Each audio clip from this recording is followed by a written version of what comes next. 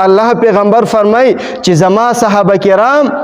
وی دا پشان د اسمان د ستورو دي تاسو چې د کوم یو صحابي اتباع او تابعداري وکړه وی تاسو به په هدایت باندې بشئ دغه علماو د دغه صحابو نه دین زده کړي د فقهاو په ذریعہ به د تابعینو په ذریعہ د تبع تابعینو په ذریعہ دغه علماو عزتمندو په خپل وینو سره په خپل قربانو سره په خپل مشقتونو سره د دین ماته تر رسولې دي نن سبا کې یو سړی را پاسي چې زه د علماو نه تاسو نه کوم زما د علم سره سویمه ده زه په هر خبره باندې ښه پوهېږم عزتمندو په قرآن باندې پوهېدل دا یوازې د ژبې سره تعلق نه لري دا یوازې د پوهې سره تعلق نه لري دا د تعلیم سره تعلق نه لري دا د سینې نه سینې ته چې کوم د فیض منتقل شوی دی دا د نبی کریم صلی الله علیه وسلم د سینې مبارکې نه صحابو ته منتقل شوی دی به د صحابو نه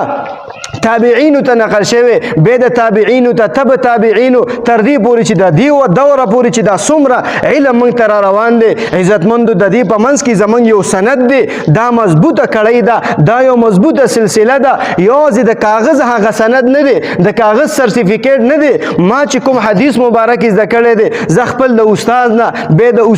استاد به دا سلسله روانه وي صحابو ته تر هغه نبی کریم صلی الله علیه وسلم ته دا سلسله رسي دا سند زما عزتمندو دا یو ډیر مضبوط چیز دی په دین کې نو په هر شعبه کې زما عزتمندو موږ او تاسو د علماو محتاج یو د قیامت پر ورځ زما عزتمندو دنیا یوازې نه د قیامت پر ورځ به هم موږ او تاسو د علماو محتاج یو پیغمبر علیه الصلاۃ والسلام فرمای چې الله رب العالمین به جنتیانو ته په جنت کې هر قسم له نعمتونو ورکی هر قسم له خوشحالي به ورکی بیا به الله جل شانه د دوی نه تپوس کی ای زما بندگانو سنور څه داسې شته دی چې هغه تاسو له درکمه نور څه تاسو داسې غواړئ چې زه هغه تاسو له درکمه دوی ته پته نه